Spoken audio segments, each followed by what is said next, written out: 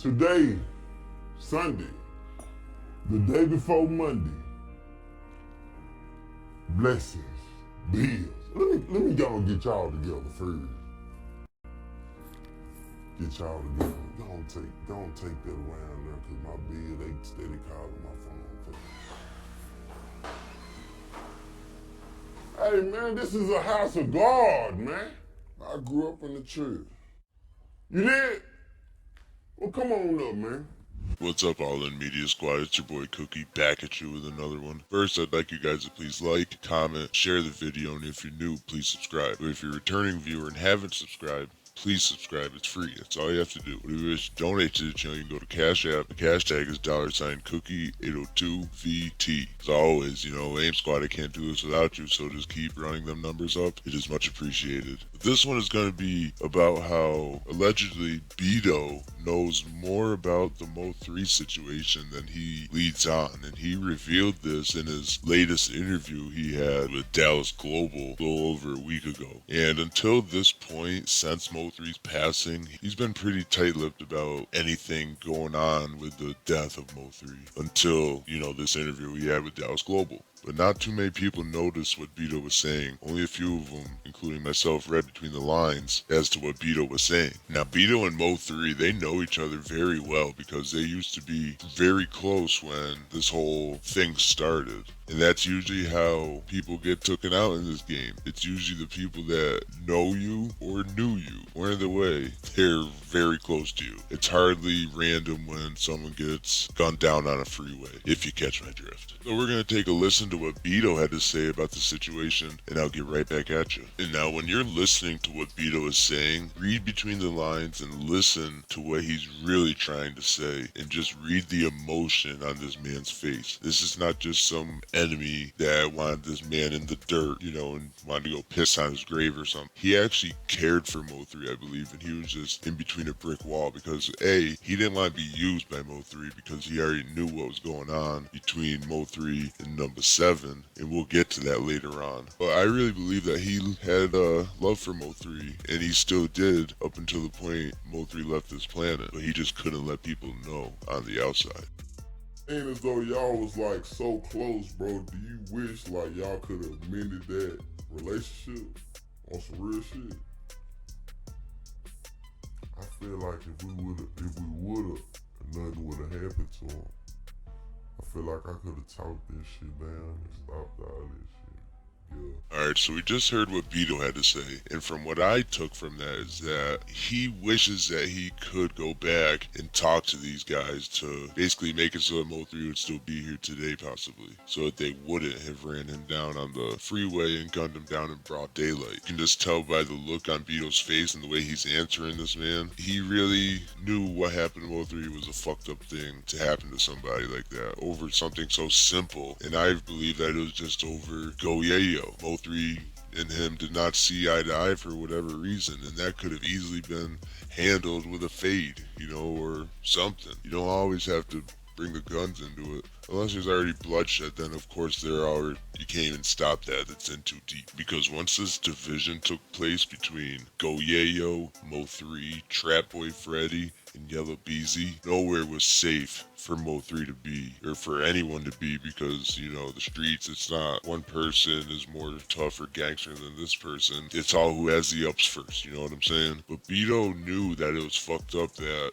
somebody took his gun out prior to him getting in his car that fateful morning, because why else would he get out of his car knowing that someone's going to run him down, stop his car in the middle of the highway, run around into the passenger side to go for like a stash box and have nothing there? It just doesn't make sense. Someone set this man up, and you cannot tell me different. But MO3 had nothing but snakes around him, in my opinion. And when MO3 recruited number 7, I believe that was one of the worst decisions he made in bring him along on his journey. Because number 7 was friends with 9 Nizzle, who had a problem with MO3, but number 7 was more close to 9 than he was with Mo3. Mo3 was just the money. The gang knew that, so that's why they allowed number 7 to do what he was doing. Now, this next interview is an old one. It was with number 7 and 9 and number 3, I believe. There's a gang in.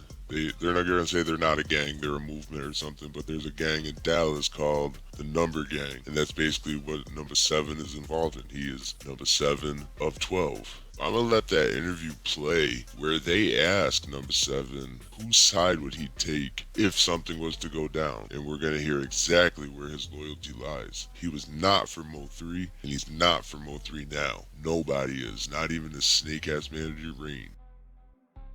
Ask you a question, Self.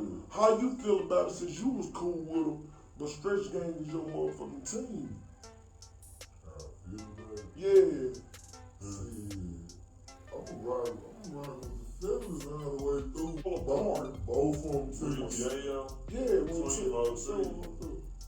oh, what they got to do with it? Yeah, we got to the whole 3. Y'all took the whole 3. Hey, bro, this is shit that I've never seen on Facebook. I've seen a lot of things behind Mo3, a lot of things behind Yayo, a lot of things behind Stretch. Bro, that nigga got on live shit, bro.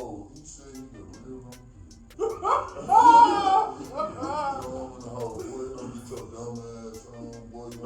Like, I didn't even been my partner. You know what I'm saying? Number 7, he really the baby. You know what I'm saying? Yeah. 7 no romance. He grew up on the romance. Like, see, with 3. With 3, when that nigga brought them niggas around type shit, 3 knew 7 was one of the 9 them. He also thought that them little niggas was like scrub business because the name they had, shit like this. So shit, he was trying to pull a little power move. I'ma put 7 under my wing. So, you know what I'm saying? He from that side, like as if he was gonna get 7 to tame us. That's how I feel. That's how I always feel. Cause they never fucked with each other, bro. So we just heard Bedo basically say that number 7 was with 9 prior to meeting Mo3, and then Mo3 comes around and recruits number 7, but number 7 was really locked in with 9 prior to this, so I believe that the Number Gang told him to go with 3 so they can get the money from 3, even though 3 had a problem with 9 But as we heard, back when the Number Gang had a problem with whoever it was, I can't think of it off the top of my head, number 7 chose the gang, even though he should have rode with the other person. So if he's going to choose the gang then, he'll choose the gang now and always. Then even though Bedo is on the other side now, they all were very close in the beginning. Like I said, all these rappers that die, it's usually from somebody that they know or knew. So it's someone close to you. And if it's not close now, it was at one point. So basically, Bedo knows what's going on. And out of anybody besides Rain, his blabbery mouth ass, if you've been following the Mo3 situations from the beginning, you'll know what I'm talking about. Rain would always go on these other bloggers' channels when they were talking about the case, and he would basically try to throw them off of what they're trying to do. Now, if you're for Mo3 and his family, why would you try to throw these bloggers off? If they're trying to find justice for your so-called homie, then why would you go over there and throw them off? You know what I'm saying? So to wrap this up, basically, I believe that Mo3 had nothing but snakes around him. And even though he had the grass cut to where he liked it, it needed to be cut way more and weed whacked. And that's no pun intended. But this should be a lesson to everyone, basically, is to watch your enemies close, but your friends closer. And as always, it's your boy Cookie with All In Media. It's all in or nothing. I'm out.